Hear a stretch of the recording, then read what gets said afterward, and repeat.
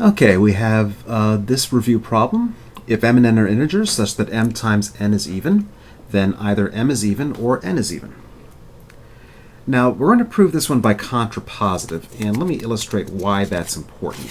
So, if I tried to do a direct approach, I would have m times n is equal to 2 times some integer k, and then I would have to somehow end up that m is equal to 2 times something, or n is equal to 2 times something. So m would be equal to 2 times k divided by n, and then I'm stuck because an integer divided by an integer doesn't have to be an integer. So I'm not going to do this one directly. Instead, I will use a proof by contrapositive. So a proof by contrapositive.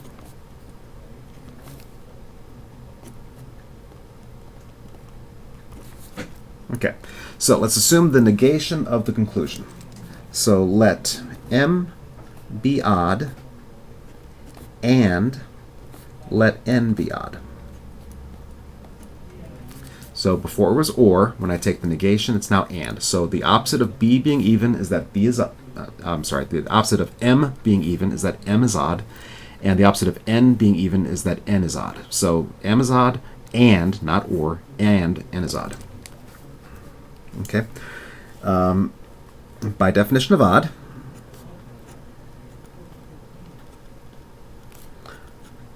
there are integers j and k, so that m is equal to 2j plus 1 and n is equal to 2k plus 1. So that's what we have by hypothesis. We want to show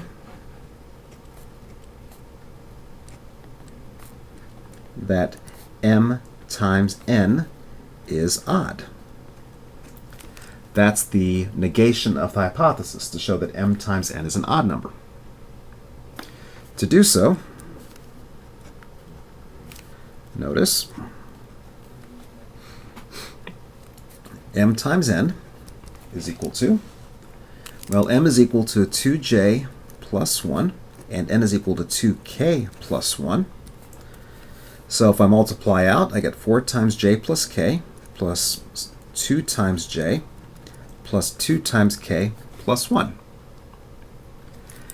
And this is equal to 2 times something plus 1, where the something is 2 times j plus k. And by the axioms of arithmetic,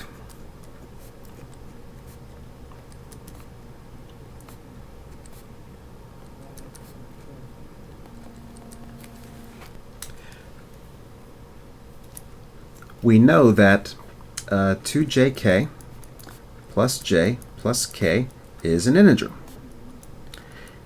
That's because 2 is an integer, j is an integer, k is an integer, so if I multiply integers or add integers, the net result is an integer. So by definition of odd,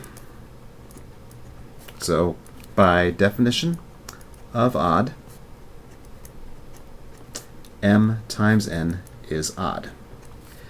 And so this next sentence is not logically necessary, but it certainly helps. We have thus proven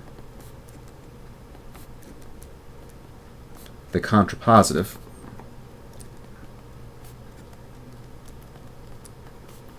of the theorem.